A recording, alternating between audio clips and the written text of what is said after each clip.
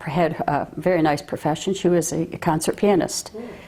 She was self-trained. She never had a lesson, but she was one of those child prodigies, and she was excellent. She had her own concert hour when she was 17 years old, weekly. So that was quite amazing. And anyways, she got a job working for Woody Herman. Sure. Do you remember him? Absolutely. On his very first band that he had.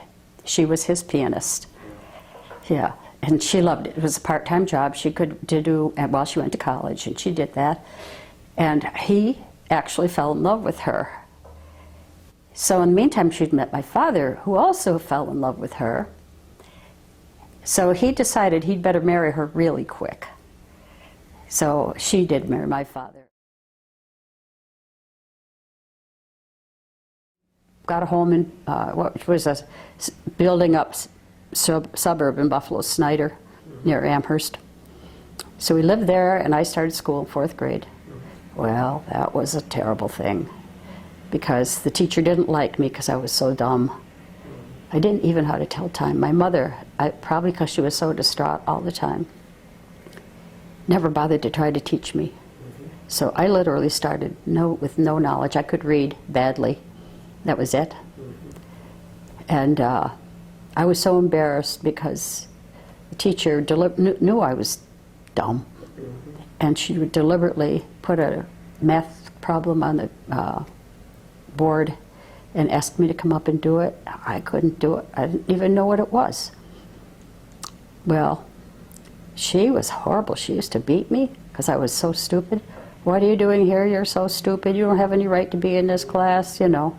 Made me feel terrible. And then the kids called me retard. That was worse.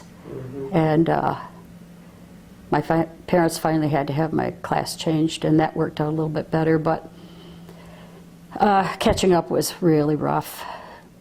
But I did it. When you're young, you can do anything.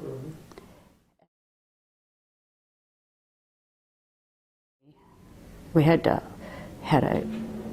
buffet, and the dishes are kept and stuff, you know what I'm talking about. There was a drawer in the center that had silverware and stuff in it.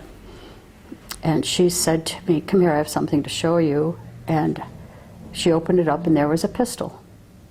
She said, "It's loaded, and if you need it, use it."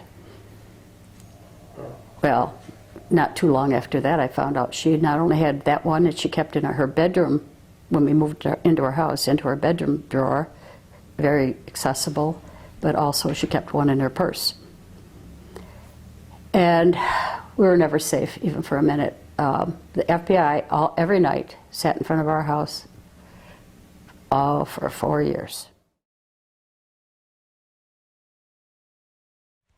My life as a teenager, which was constantly protected, could have no friends, couldn't go to a friend's house, couldn't invite a friend to my house,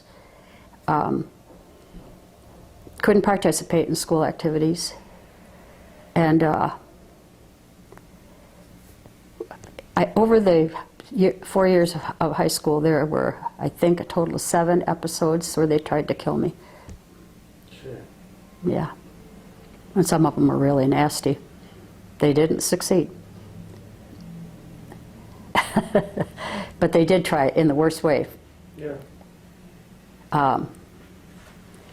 They wanted to kill me so that I was either at home or someplace in that area where my family would find me, and my parents would suffer, you know, at seeing me killed.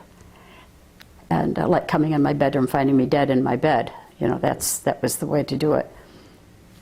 So this would have been the revenge that they wanted to extract. Yeah, yeah. I will kill you in the worst way. Yeah. Okay, that went on for 4 years. I got to tell you about the bugs in our house. Yeah, yeah. Not the kind that crawl. We built that house, and immediately he knew that we were going to be under surveillance. The FBI had them under surveillance, so they knew every move that the FBI that the Russians were going to move. But in our house, it was a big house. There were bugs in every room. My father knew where everyone was. And so when we had to have a conversation about anything like that, pertaining to that, we had to go and stand by the front door in the hallway. Is that right? It's the only place, they couldn't find a place to put a bug. There was no closet there, there was nothing, way to hide it. Yeah, but we spent our whole time, all the way through, living with bugs. You mentioned your dad knew Oppenheimer, Bob Oppenheimer. Yes, they became very, very close friends. In fact, Bob Oppenheimer, during the 4 years of high school, visited us frequently. And I think he even stayed overnight a few times. No kidding. Yeah. He and my dad just had so much in common. They were both brilliant men. Yeah. And my dad just loved him. He said he was just a fine man. Yeah. And you know who else he really befriended was Richard Nixon.